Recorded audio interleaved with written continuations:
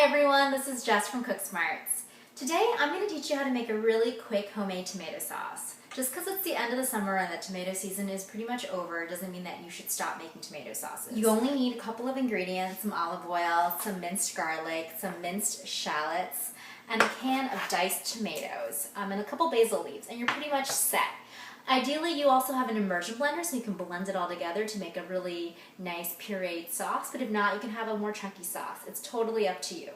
So what I've got here is a Dutch oven that's been heating on medium-high heat for the last couple minutes. So what I'm going to do now is I'm going to pour a little bit of olive oil in there. I'm going to use about 2 tablespoons or so. Okay. That looks about right. Since this pan was already hot, the olive oil pretty much is heated immediately. So I'm not going to have to wait too long before I put in my aromatics. And again, those are diced garlic, minced garlic, and diced shallots. The minced garlic, I used about 2-3 cloves here. For the shallot, I used about half a bowl, okay, which is about 2 tablespoons or so. So I'm going to go ahead and put these in. You hear that sizzling, which is a good sign. So I don't want that garlic to burn. I'm going to add my tomatoes right away. This is the second can of tomatoes. I'm going to make a big batch of these. What's really great about this sauce is it's pretty much the same amount of time and prep involved whether you make a small batch or a large batch. So I always try to make a larger batch, and you can freeze what you're not using. It's great. So I used 2 cans of 28-ounce diced tomatoes.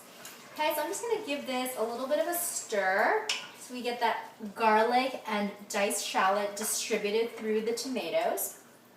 The next thing I'm going to do is I'm going to put about a teaspoon of kosher salt in here. I'm just going to eyeball it and just sprinkle it in. And now I'm going to put in an ingredient that might surprise you. I'm going to put in about a teaspoon of sugar. I just have white sugar here, and the reason I'm going to put the sugar in is I'm trying to balance out the flavors in this sauce. The tomatoes have tartness to them and acidicness, so what I'm going to do is use that sugar to kind of balance that out and counteract with the tartness. So I'm going to stir this up.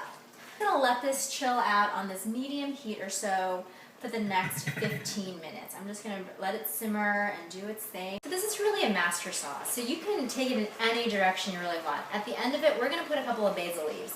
But you could put in a cup of wine right now. You can put in some herbs like rosemary or thyme or oregano to give it some flavor. I'm just going to go really basic today and just do a simple tomato sauce with a little bit of basil added at the end. All right, so we are back with our sauce. So I've been simmering the sauce for about 15 minutes, and then right at the end of the 15 minutes, I put a couple of basil leaves in. I put about 6 basil leaves in just so that basil flavor would get infused into our sauce. And I turned off the heat, and it's been just kind of cooling. The reason we're going to let it cool is because we're going to puree it. This is an optional step. If you don't own an immersion blender, it's really not worth pureeing because you kind of have to take it out and put it into a blender or a food processor. It's just not worth the work. But if you have an immersion blender, you just stick it in, and we're just going to puree it for a couple of pulses. It depends on the consistency you want your sauce. Some people really like their tomato sauces to be super smooth. If you like it a little chunky, you can really leave it as is or just give it a couple of pulses with your immersion blender. So what I'm going to do is move this pot over to the sink just in case there's any splashing. You can see that we've got our pot in our sink, our immersion blender here. This is the on button here. What I do is I usually tip it away from me and I just start pulsing.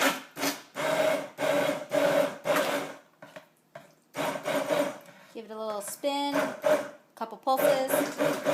Now I'm going to want this sauce to be a little bit chunky, so I'm not going to go puree it up too much. Okay, that's all we're going to do. That was pretty simple. It just makes your sauce a little bit smoother, but you still have some nice chunks, so it feels very rustic. So from here, what you want to do is remember to taste your sauce.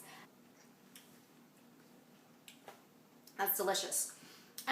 But if the sauce wasn't the taste you want it to be, think about what it would need.